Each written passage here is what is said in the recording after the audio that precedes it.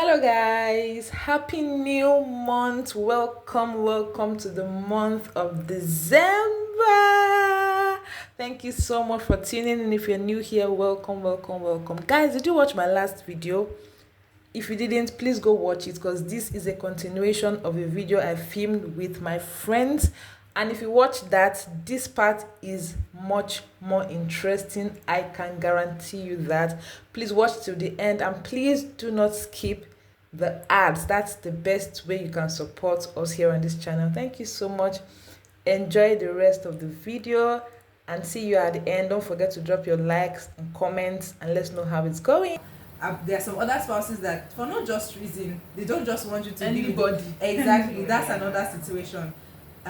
One thing I'll still say is listen to your spouse. You're not married to your friend. You're married to your spouse. That your friend that you want to hang out with, when push comes to shove, the person is not going to be with you in the house. It's your partner. So I would advise that you listen to your partner, reason with your partner, and then come to an understanding or come to a mutual ground. Because I believe that, well, I'm speaking from the aspect of a godly dating or a Christian relationship or Christian marriage. If you're married to somebody, this person is your head. He's head over you. So if he's not comfortable with it, and no matter how bad you feel that this hangout we have planned it's going to be the best after Domino's pizza. Well, Domino's pizza is not nice. Maybe after Panarotti's pizza, it's going to be the best thing after Panarotti's pizza. Trust me. Your husband or your wife's opinion really does count. Then also is moderation is very important. You can't be hanging out every day and you expect that your partner will be fine with it. Your partner, that person most likely is either their partner has quality time as their love language. So listen to the said words, and everybody will be happy at the end of the day. So please listen to your spouses, no matter what it is. Listen, communicate, and this will save us so many stress of fights back to back. And I think it's also good to be sure that the friends you are hanging out with are not doing more bad than good, right? So you might want to find out why your partner is not allowing you to hang out with those friends. Is it because there is something he's seeing which are genuine concerns, or maybe some other reasons, right? So it's good to know. Now, I was even going to come from the angle of, because when Doyin has gone to, I get it. So I was going to say maybe some of these things should be discussed before marriage. Because I understand that there are some spouses that want to just disconnect from everybody too. So if you are saying listen to your partner, when the partner now disconnects you from the whole world and starts to abuse you, so who do you now have?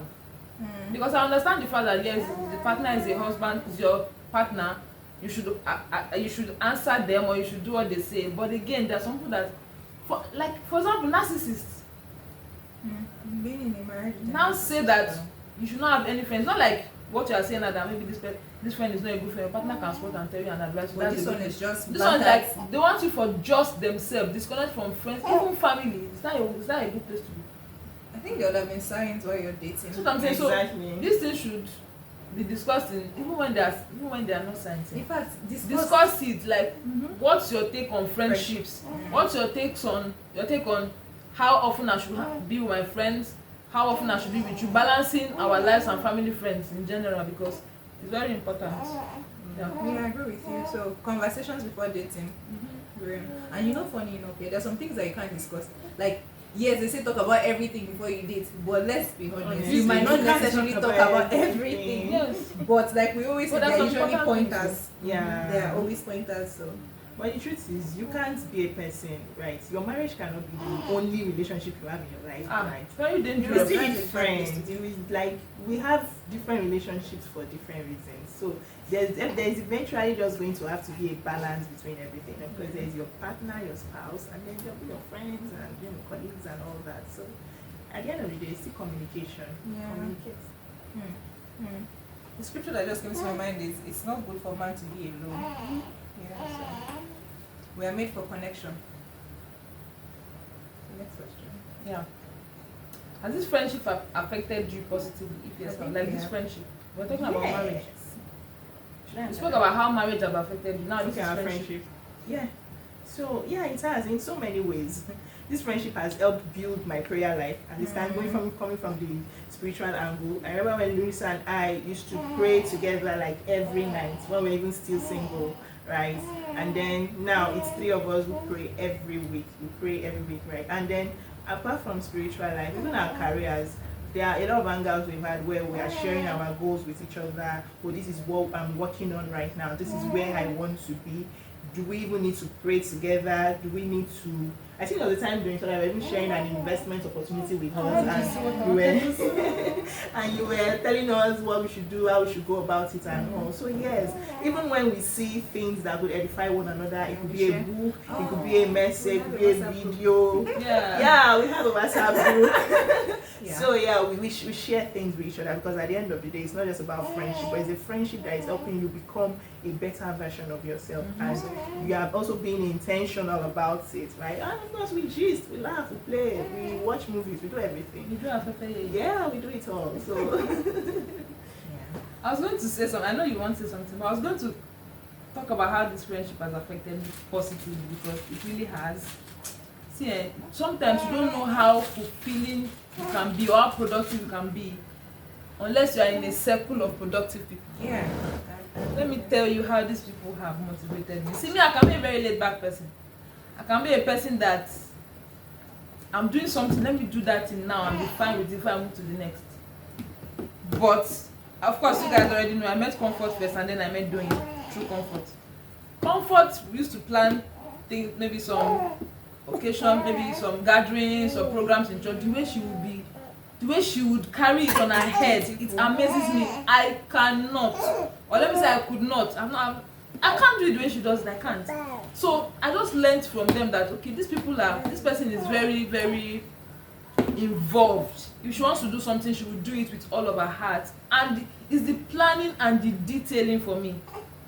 That was a factor for me, and I really learned it from her. So it made me to get gingered.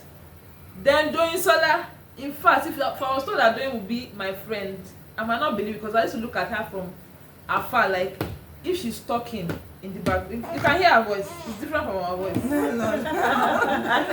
Yeah, before I met her in person, when I used to hear her in meetings giving suggestions, Doing can think big, she can give suggestions, and when she's talking, I'm like, who is this person? She thinks wide and broad, and it has even exposed me to think more wild, to be able to say things, to be able to articulate words. Sometimes it's amazing, and I've learned so. Then I told her one time that I used to envy the way she plans, and there's nothing you tell Doing to do that she will not do. And when she's doing it, she will give reports after it, detailing how this thing was. See, I used to look at her and envy her. So if I was told that they will be in my clique, I told her one time. I'm privileged to be friends with this amazing I'm privileged. So in now, I'm the one just leaning on both their shoulders, because they've been involved in big things like greater things, and it's just amazing to be in that place. It just means that me too, I'm a great person. Yes. Because really, as far as they're great, that they even accepted to be friends with me, it means that me too.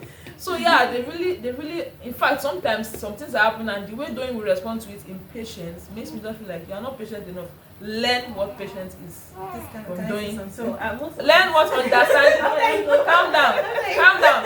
Learn what patience is from Doing. Doing can be very patient. She is very slow to judge people. I can be fast to judge. Then for Comfort, understanding. Comfort can break things down. In understanding, you'll be amazed how. So I'm learning from them. So in my own weakness, I see their strength, and from there I pull it. So I know. So if you are not in the midst of people, you cannot know your weaknesses. You cannot know what you are strong at, because in your space you think that you are all until you can converse and be in the space where you just see that you really don't know as much as you think you do. So yeah.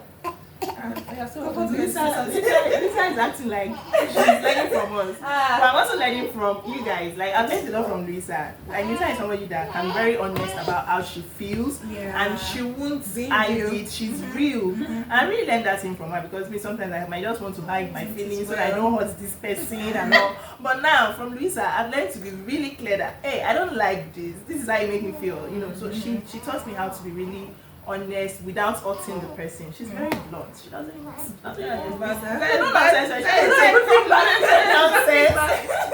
and I really liked that about her. I admired it about her. Like it's really courageous for you to be able to tell people how your ground and how you feel about things. So I learned that from her, and I've been able to practice it at different occasions where I just try to talk, okay, this is the boundary. And yeah, Lisa knows how to set proper boundaries. Oh. So yeah, she's really good at that.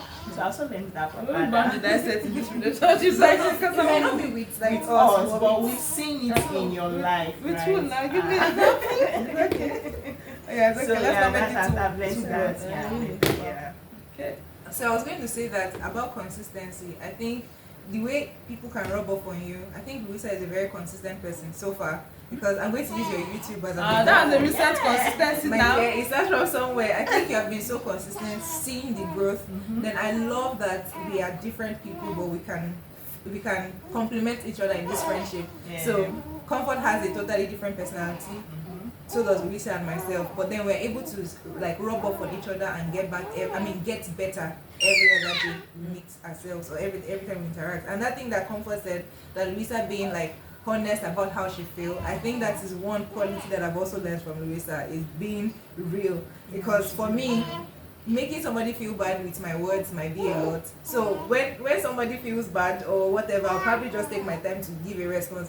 But Luisa is like, okay, if you don't say it now, when will we say it? Later we'll let you know. So next time we'll not repeat itself. And I think that's very good. So yeah, I love my friends. I'm trying learning to say I love you. Yeah. If you don't say it now, when? Yeah. Yeah, so Yeah.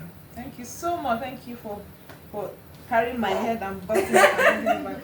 Thank you. Okay, so we have two last questions. Maybe we just answer it last. What do you wish you knew then as singles and younger girls? Like, what is something you wish you had known? You know now, you know it now, but you wish you knew it earlier, maybe when you were single or as young ladies. Okay, so for me, it should be that God answers prayers. Yeah, so I'll bring that down a little. So when I was younger, I would pray about something and I would worry about it and I would try to calculate, hey, how would this thing happen? And I would be thinking about that thing. Eventually, it will happen, right? But I've spent so much time worrying and being afraid. But over the years, I've come to realize that when you pray, God really does answer you. It's not in my place to figure out how He's going to answer. I just need to believe. I've consciously and intentionally released my faith over things when I pray, and I've seen God answer. Some might take some time, some immediately, but that lesson I've learned is that God answers prayer. And I really don't need to worry about anything. I just need to take life a step at a time. Eventually, things will fall in line. Okay, before I give you, let me just say one thing. I thought I didn't have something, but let me say this thing. I've learned that whatever you think that you want to do or you can do it. Don't, because for me, I always want to be in the best position to do it, but it takes a longer time. Start it, learn in it, build yourself while learning it, and then because this YouTube that I'm doing now, I've wanted to do this thing since. I will tell myself I speak fast, I rap, this one, that one, and just do what it is that you want to do and do it well. But I'm just saying that don't analyze something too much. If you feel like you want to do something, do it. Go ahead and do it, because thinking about it a lot might make you just not start. Meanwhile, you don't even know the possibility of how far you would have gone if you started in the first place. So don't worry too much about something you want to do. Yeah, and just do it. Alright, so for me, what I would say is live in the moment. And how do I mean? Sometimes we are so eager about what will happen tomorrow or what will happen next year. But if you are so eager about what will happen next year, you miss out on the beauty of today. So while you're waiting for that admission to happen into the university, or you're waiting for that relationship to start, or you're waiting for that marriage to come through, trust me, there are so many blessings in today that you're missing out on.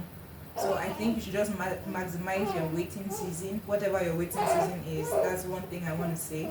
Then another thing is get better with what you do every day. So the you when you were 16 shouldn't be the same you when you're 22.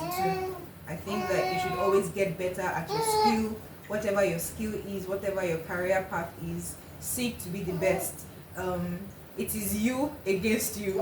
I don't know if you get what I'm saying. It is you against you. It is you competing with the you of yesterday. So you're not in a competition with the person beside you or the person that you're looking at in your screen and all that. You're in a competition with the you of yesterday. So don't settle for basic. Don't settle for less. Get better in everything that you do. So these are my 2 points.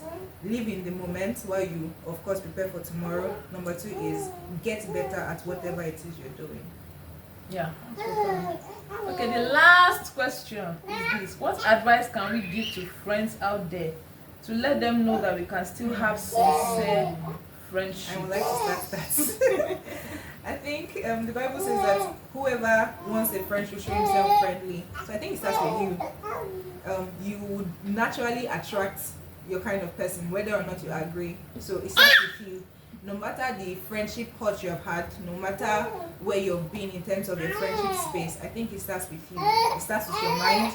It starts with who you are. So first of all, transform your mind. If you're someone that's always thinking that, oh, it's only bad friends that you attract, trust me, it is just the law of attraction, and that's what the Bible says. As a man thinks in his heart, so is he. If you're always thinking that it's only bad friends you attract, you will continue to attract bad friends. So what I would advise is, start from transforming your mind. Tell yourself, I attract good friends. I attract friends that have my best interest at heart. Show yourself friendly also. You can't always carry a straight face or always looking like you're the only one in the world and you want people to be friends with you. It doesn't work that way. So it starts from yourself and also transform your mind. So those are the two key things I would like you to first of all work on. And trust me, those are the basics. Those are the rudiments of sincere friendship. It's not rocket science. So yeah. Okay, for me, it would be that don't put pressure on the friendship. And what I mean is this: understand that you and that person that you're being friends with, you're both human beings, right? You're coming from different backgrounds, different, experiences and all. And you just want to cut the person some slack. Yeah, I know we hear talks about friends who are always gisting, who talk on phone every day and all. That might not work between you and your own friend. Just try to understand yourself, understand your friend, and try to flow along together as friends. Don't try to want to be like another group of friends that you heard about. You guys should just work together. At the end of the day, you want to both be happy in the friendship, right? And just also know that, and I like to just create room to be real with each other, right? You're not in competition with your friend. She's your friend for a reason. You're not there to want to see who gets one thing first or the other. So just don't put too much pressure on the friendship. You guys just flow along and be open-minded, willing to grow, be willing to forgive. Sometimes your friend will do some things and it's not even everything you want to go and tell your friend and say, hey, you did this one, it pained me. No, sometimes just let go, forgive, understand, and I'm sure you have a good friendship. One is an advice. Know that friendship is very, very important. Now, I'm not talking about having best of friends. Not really. You need people in your circle. So, as my friends have said, if you have had fallout friendships, know what made them fall out, correct them, then maybe approach friendship in a different way. And if possible, don't start to call somebody best friend, but just know that you have people that you can call on, that you can talk to. Because no matter how much people have wronged you or fallen off with you, you still need people in the world to get some things done. And people will still wrong you. So don't use that.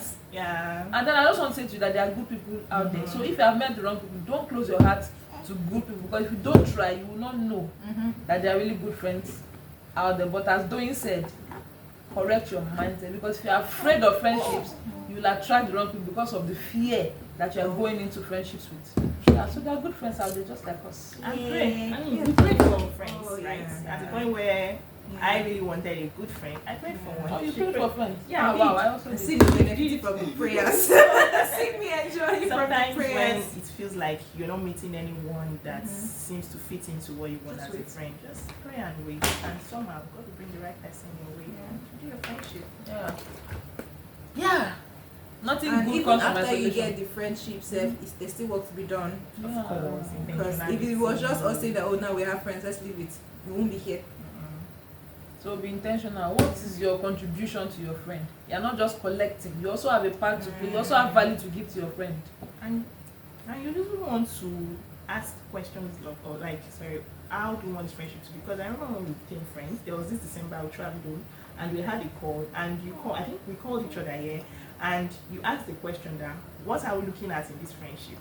Is it just What's the purpose? what's the purpose? Yeah. Define Is it just to gist and laugh and move on, or what do we want to achieve with this friendship? And that question really helped us to look a bit within and think deeper, and we began to share, through this friendship we want to become better people, through this friendship we want to grow, through this friendship we even want to pray together. We just came up with all sorts of things that I really wanted to achieve in this friendship. And looking back at 2021 and now, sincerely, we've seen some of these things materialize in the friendship.